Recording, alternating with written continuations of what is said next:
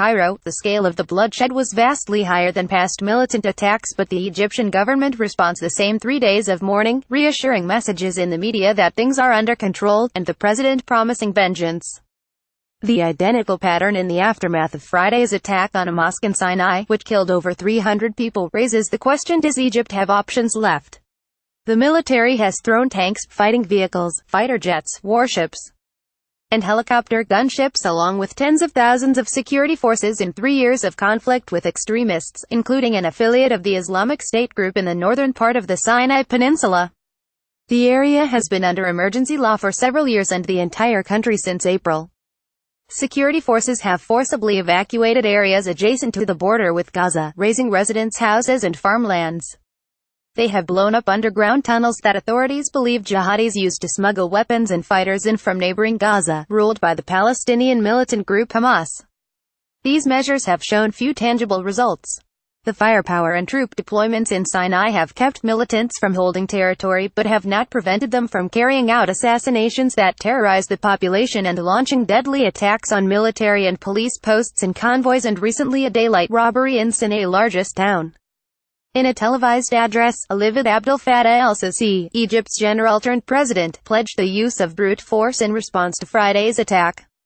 The armed forces and police will forcefully take revenge for our martyred sons and restore security and stability in the short period ahead, he vowed. There is little public discussion of how to conduct the war, and northern Sinai area is closed off to journalists, making it difficult to assess what's going on. In the overwhelmingly pro-government media, talk about the conflict is largely focused on cheering the military and police, commemorating their martyrs and urging the public to rally around el-Sisi. The closest authorities came to admitting shortcomings was last month when el-Sisi removed the Armed Forces Chief of Staff and top police generals after a planned attack on militants in the Western Desert went disastrously wrong. The operation left over a dozen counter-terrorism police officers dead and exposed poor coordination among security and intelligence agencies. It also illustrated the problem posed by Egypt's long desert border with Libya, a country mired in chaos and rife with armed Islamic militant groups, through which weapons and fighters can be smuggled.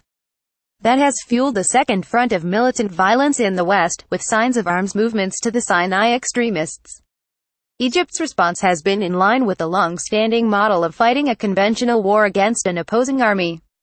Indeed, recent years have seen up to $15 billion in arms deals, largely for big-ticket items such as 2 helicopter carriers, submarines, assault helicopters and fighter jets.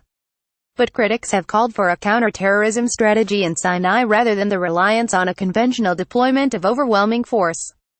There are some trained counter-terrorism soldiers and police deployed, but most are poorly trained regular troops and police conscripts whose main skill is manning a checkpoint.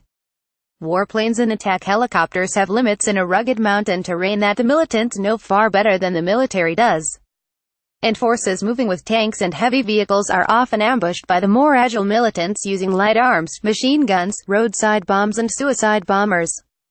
El-Sisi recently said security forces are hampered by the presence of civilians in Sinai, requiring extreme caution which benefits the insurgents.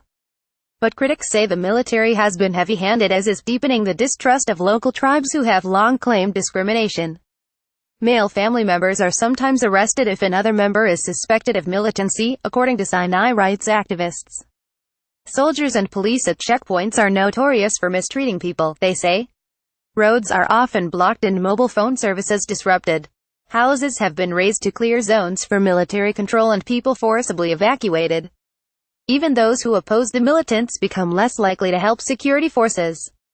At the same time, the militants brutally intimidate residents from cooperating with security forces, kidnapping suspected collaborators and dumping their decapitated bodies on the streets of El Arish, Rafah and other North Sinai towns for everyone to see. So the locals provide the military with little actionable intelligence. One suggestion has been for the military to arm local Sinai tribesmen hostile to the militants, like the Sunni Arab awakening militias in Iraq that were created by the U.S. military and were a key part of defeating al-Qaeda in the 2000s. Given the anger many tribesmen now feel after Friday's massacre, it's a scenario that is becoming less unthinkable. The military, however, fears armed tribesmen could eventually turn against it. Critics also contend the government's countrywide campaign against Islamists has pushed some young people toward the Islamic State group affiliate. The crackdown was launched against the Muslim Brotherhood in 2013 after the military ousted President Mohamed Morsi, a Brotherhood member. Since then, thousands of Brotherhood members and other Islamists have been jailed. There have been accounts of younger Islamists being radicalized, some in prison, and turning to his support. The government contends that the Brotherhood is a terrorist group, intertwined with militants from the start. Some believe the militants are gambling as they turn ever more brutal, risking a revolt by the populace. Hassan Khalif, a local tribal elder, said many of those killed were already cooperating with the army and that they were likely targeted as an intimidation tactic. People are more determined now to stand against that inhuman and heartless bunch, he said. Associated Press writer Maggie Michael contributed to this report from Ismailia, Egypt.